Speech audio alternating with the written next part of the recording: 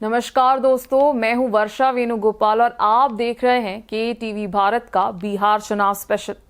आज की कहानी बिहार से है, जहां चुनावी हवा में अब सिर्फ नारों की नहीं बल्कि दरारों की गूंज सुनाई दे रही है।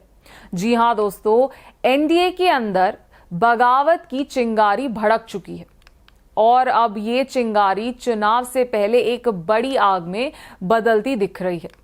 पहला सवाल, एनडीए में सब कुछ ठीक है क्या?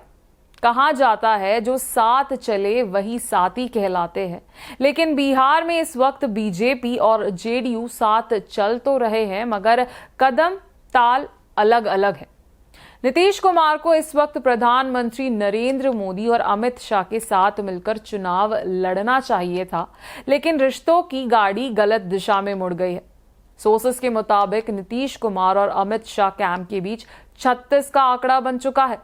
नीतीश चाहते हैं कि एनडीए के अंदर जेडीयू नंबर 1 पार्टी बने ताकि सीएम की कुर्सी फिर उनके पास रहे। वहीं अमित शाह का सोचना है कि इस बार बीजेपी को बिहार में मुख्यमंत्री बनाना ही होगा। अब सवाल ये उठता है, इसका असर किस पर पड़ेगा? नीतीश के कोर वोटर यानी कुर्मी और लव कुश वर्ग 2020 में तकरीबन 81% तक एनडीए के साथ थे, लेकिन इस बार समीकरण बदल गया है। नीतीश के नाम पर वोट तो मिल रहे हैं, लेकिन बीजेपी को नहीं बल्कि कई जगह महागठबंधन को ट्रांसफर हो रहे हैं। यानी बीजेपी का साइलेंट लॉस और आरजेडी का साइलेंट गेन। इसी वजह से तेजस्वी यादव का रथ अब रफ्तार पकड़ चुका है। अब आते हैं दो बड़े सबूतों पर जो बताते हैं कि एनडीए के अंदर आग लग चुकी है। पहला सबूत, जेडीयू के सीनियर नेता लल्लन सिंह का बयान। उन्होंने कहा, मुख्यमंत्री का चेहरा चुनाव के बाद विधायक दल तय करेगा। सोचिए, ये तो वही जुबान है जो अमित शाह बोलते हैं। नीतीश के करीबी नेता अब अमित शाह के टोन में बोल रहे हैं। इस बयान ने जेडीयू में हड़कंप मचा दिया है।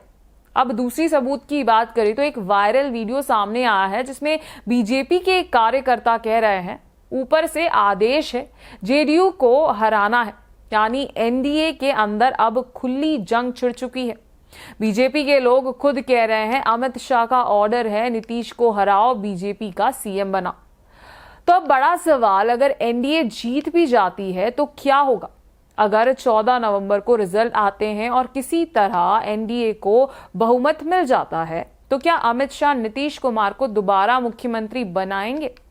और अगर नहीं बनाए तो क्या नीतीश कुमार फिर से पाला बदलेंगे? क्या वो फिर से विपक्ष के साथ चले जाएंगे? इतिहास तो गवाह है, नीतीश कुमार राजनीति के सबसे बड़े प्लेयर है जो वक्त देकर टीम बदलने में माहिर है। आखिरी बात, जनता क्या सोच रही है? बिहार का आम वोटर समझ चुका है कि ये चुनाव सिर्फ सीटों का नहीं बल्कि अहम का चुनाव है। अमित शाह और नीतीश कुमार के बीच वर्चस्व की जंग चल रही है और इस जंग के बीच तेजस्वी यादव एक यूथ फेस का रूप में लोगों के दिल में जगह बना रहे हैं। लोग कह रहे हैं, नीतीश बीजेपी लड़े, फायदा महागठबंधन उठाए। तो दोस्तों, बिहार चुनाव अब सिर्फ राजनीति नहीं, एक महाभारत बन चुका है। एक तरफ नीतीश की प्रतिष्ठा, दूसरी तरफ अमित शाह की रणनीति और तीसरी तरफ तेजस्वी की नई ऊर्जा। ये तीनों मिलकर बना रहे हैं बिहार की सबसे दिलचस्प जंग। देखना यह है 14 नवंबर को किसकी चाल चलती है और कौन इस सत्ता का शतरंज में राजा बनकर उभरता है। मैं हूं वर्षा वेणुगोपाल और आप देख रहे थे के टीवी भारत का बिहार चुनाव स्पेशल। धन्यवाद।